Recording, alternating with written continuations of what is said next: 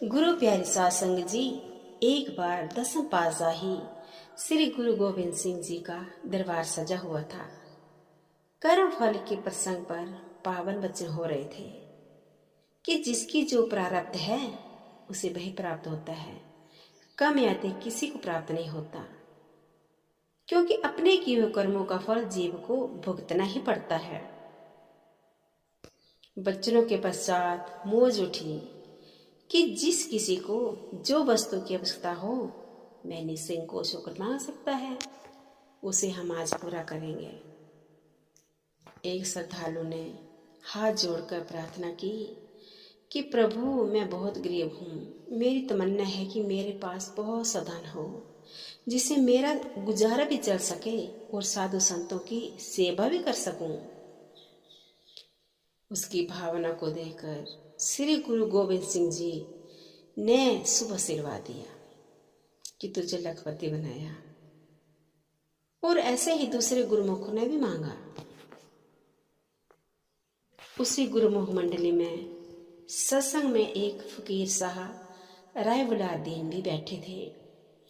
उसकी उत्सुकता को देखकर अंतर्यामी गुरुदेव ने पूछा, राय बुलादीन, आपको भी कुछ चाहिए? आपको भी कुछ आवश्यकता हो तो निसंकोच निसंदेह होकर कहो। उसने हाथ जोड़कर खड़े होकर प्रार्थना की कि प्रभु, मुझे तो किसी भी संसार के वस्तु की कामना नहीं है, परंतु मेरे मन में एक संदेह उत्पन्न हो गया है। अगर आपकी कृपा हो तो मेरा संदेह दूर करें। प्रार्थना है कि प्रभु, अभी अभी आपने वचन फरमाए हैं कि प्रारब्ध से कम या अधिक किसी को नहीं मिलता।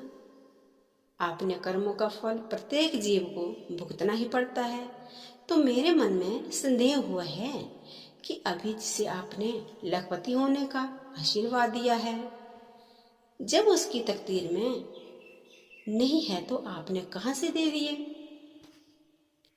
गुरु गोविंद सिंह जी सेवक द्वारा एक कोरा कागज मोहर वाली स्याही मंगवाई और अपनी उंगली की छाप उतारकर राय बुलादीन से फरमाया कि बताओ, इस उंगली के अक्षर उल्टे हैं कि सीधे? उसने उत्तर दिया कि उल्टे हैं। सच्चे पातशाह फिर स्याही में डुबोकर कोरे कागज पर मोहर छाप दी। अब पूछा, बताओ, अक्षर उल्टे हुए हैं कि सीधे? उत्तर दिया, महाराज, अब सीधे हो गए हैं। वचन हुए, तुम्हारे प्रश्न का तुम्हें उत्तर दे दिया गया है। उसने विनय की, भगवान, मेरी समझ में कुछ नहीं आया। परंतु गुरु गोविंद सिंह जी ने फरमाया, जिस प्रकार छाप के अक्षर उल्टे थे लेकिन स्याही लगने से सीधे हो गए हैं, इस तरह ही जीव के भाग्य उल्टे हों और अगर उनके मस्तक पर संत गुरु के चरण कमल की छाप लग जाए तो उसके भाग्य सीधे हो जाते हैं। प्यारे साध संग जी, संत महापुरुषों की शरण में आने से जीव की किस्मत पलटा खा जाती है। कहते हैं, ब्रह्मा जी ने 4 वेद रचे, इसके बाद जो स्याही बच गई उसे लेकर भगवान के पास गए। उनसे प्रार्थना की कि इस स्याही का क्या करना है। भगवान ने कहा, इस स्याही को ले जाकर संतों के हवाले कर दो। उनको अधिकार है कि वह लिखें, मिटा दे या जिसकी किस्मत में हो जो लिखना चाहे लिख दे। इसलिए जो सौभाग्यशाली जीव सतगुरु की चरण शरण में आ जाते हैं, सतगुरु के चरणों को अपने मस्तक पर धारण करते हैं, सभी कार्य उनकी आज्ञानुसार मोजानुसार निष्काम भाव से सेवा करते हैं, सुमरन करते हैं, निसंदेह यहाँ भी सुखपूर्वक जीवन व्यतीत करते हैं और कर्म बंधन से छूटकर आवागमन के चक्कर से आजाद होकर मालिक के सच्चे धाम को प्राप्त करते हैं। संतों के वचन है, नाम बड़ी ऊंची दौलत है, भाग्य से मिलता है। जो भाग्य से मिला है तो इसकी कदर करो। बुल्ले शाह ने कहा है, असत्य बक नहीं, देखण वाली अख नहीं, बिना सोह दूजा कख नहीं।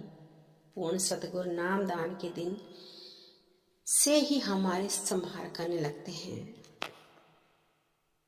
गुरु जब नाम देता है तो हमारे अंदर ही बैठ जाता है। उसी पल से वह हमें आदर्श इंसान बनाने के लिए हमसे प्रेम करना शुरू कर देता है और तब तक संभाल करता है जब तक कि हम प्रभु की गोद में नहीं पहुंचते। हमें उन पर भरोसा बनाए रखना है और बाकी सब उनका काम है। प्यारी साथ संगत जी, ऐसी प्यारी साखी हर रोज सुनने के लिए चैनल को लाइक करें, शेयर करें और सब्सक्राइब करें। धन्यवाद।